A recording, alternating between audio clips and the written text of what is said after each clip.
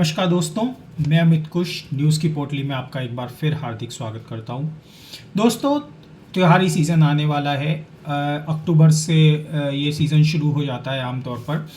और ऐसे में आप क्या सोचते हैं कि हवाई किराए अभी कितनी ऊंचाई तक जाएंगे? कई सालों से ये देखने को मिलता है कि त्योहारों में जो आमतौर पे फ़्लाइट 4,000 की मिल जाती है वो 40-40 हज़ार तक के हो जाते हैं।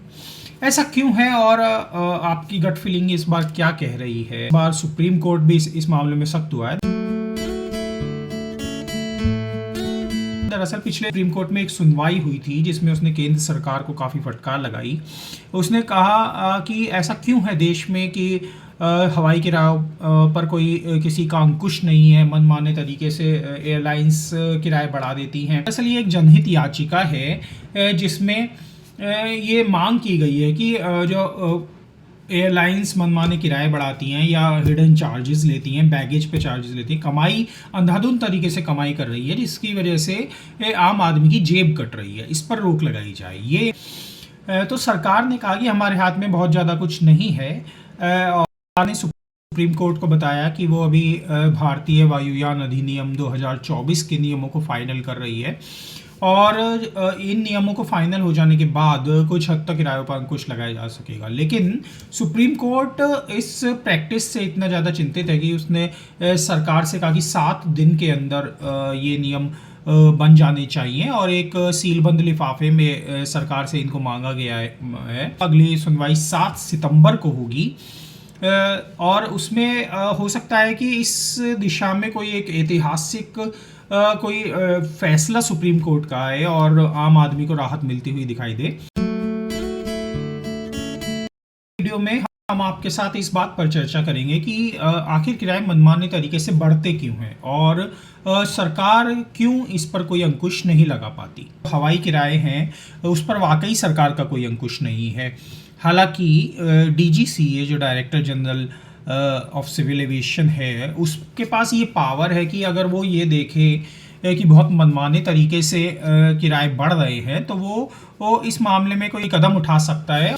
ऐसा कुछ मामलों में हुआ भी है जब देश में बहुत संकट की घड़ी रही हो, जैसे कोविड के समय किरायों पर टेम्परेरी कैप लगाई गई या उत्तर प्रदेश में जो कुंभ था उस दौरान किराए बहुत ज़्यादा थे तो उस समय भी टेम्परेरी कैप लगाई गई। और हाल में दिसंबर 2025 में जब इंडिगो में क्राइसिस हुआ, पायलट्स का क्राइसिस हुआ और एक साथ 4,000 से ज़्यादा उसकी फ़्लाइट्स रद्द हो गई, तो तब भी सरकार ने टेम्परेरी कैप लगाई किराए बढ़ाने में, क्योंकि उस मौके का फ़ायदा उठा के बहुत सारी कंपनियों ने किराए बहुत ज़्यादा बढ़ाने शुरू कर दिए और 10 गुना तक उस दौरान किराए बढ़े थे।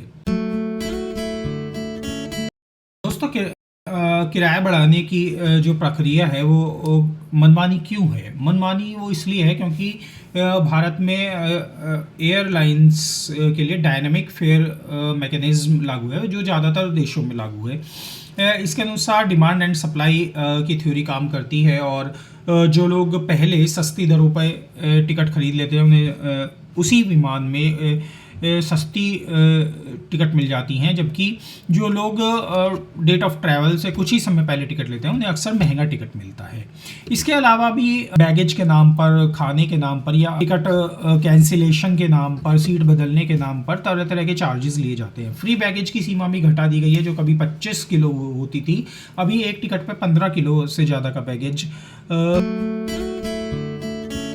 जो 7 सितंबर को इस मामले में सुनवाई होनी है उसका आम आदमी पर क्या असर हो सकता है? हम एक जो किराए तय करने की प्रक्रिया एक तय हो सकती है वो कितनी पारदर्शी होगी और कितना उस पर लगाम लगेगी, ये इस पर सबकी निगाहें रहेंगी। दूसरी बिंदु है कि जो एक्स्ट्रा चार्जेस लिए जाते हैं उस पर रोक लग सकती है। और तीसरा मुद्दा होगा कि जो कैंसिलेशन है, रिफंड है, वो कितना आसान होगा, उस हालात कितने गंभीर हैं। इसकी एक बानगी आपको बताता हूँ कि बिजनेस टुडे की एक रिपोर्ट है जिसके अनुसार सरकार ने एक मामले में कोर्ट को ये बताया था कि एयर सेवा पोर्टल पर जो सरकार को पता चला कि 2024 में किराया रिफंड की जो शिकायतें थी वो 5,369 यानी 5369 थी, जिसमें अगले ही साल 2025 में 100% की बढ़ोतरी हुई।